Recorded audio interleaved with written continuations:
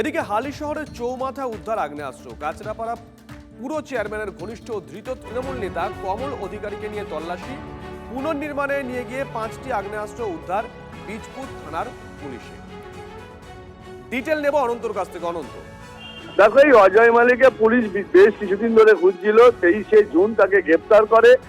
অর্থাৎ কমল অধিকারী কাছেপাড়া পুরসভার চেয়ারম্যান এবং সুবোধ অধিকারী প্রাক্তন এমএলএ তার ভাই, তৃণমূল নেতা, সে এখন এলাকায় নেই, সে পলাতক।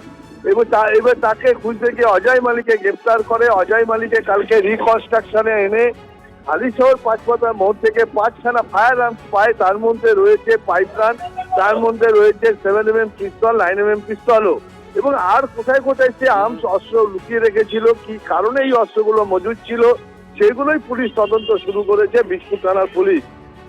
তবে আজ আবার এই যে তাকে পিসিতে টেনে, অর্থাৎ পুলিশ কাস্টডিতে টেনে তাকে আরো দফায় দফায় জিজ্ঞাসাবাদ করা হচ্ছে যে কোথায় কোথায় আর অস্ত্র আছে, কোথায় কোথায় সে বোমা বারুদ রেখেছে, কেন রাখতো।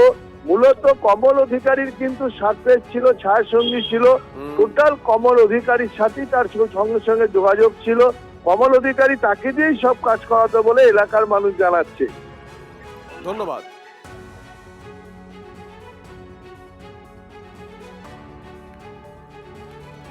এদিকে সরকারি হাসপাতালে রোগীর পথ্যে বরাদ্দ বৃদ্ধিতে ধাক্কা। রাজ্যের বরাদ্দ বৃদ্ধির সিদ্ধান্তে অন্তর্বর্তীকালীন স্থগিতাদেশ হাইকোর্টের। সরকারি হাসপাতালে ভর্তি রোগীদের রান্না করা খাবার সরবরাহের টেন্ডার বেরোয়। টেন্ডারকে চ্যালেঞ্জ করে কলকাতা হাইকোর্টে মামলা করা একটি সংস্থা। তাদের দাবি, গত 10ই এপ্রিল হাইকোর্ট নির্দেশ দিয়েছিল সরকারি হাসপাতালে রোগীদের খাবারের মূল্য নির্ধারণে কমিটি হোক। কমিটি খাবারের রেট চার্ট তৈরি করবে। রেট চার্জের ভিত্তিতে নতুন টেন্ডার প্রকাশিত হবে। পুরো বিষয়টি নিয়ে রিপোর্ট আদালতে জমা দেওয়ার কথা ছিল, কিন্তু রাজ্য কোনো রিপোর্ট জমা দেওয়ার আগেই নতুন টেন্ডার জারি করে। গতকাল সেই টেন্ডারের ওপরে স্থগিতাদেশ জারি করল হাইকোর্ট।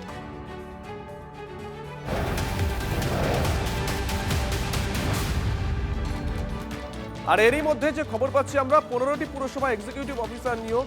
বারাসাত, দমদম, খড়দা, হাবড়া, চুঁচুড়া, কোন্নগর, বৈদ্যবাটী সহ 15টি পুরসভা এক্সিকিউটিভ অফিসার নিয়োগ করা হয়েছে।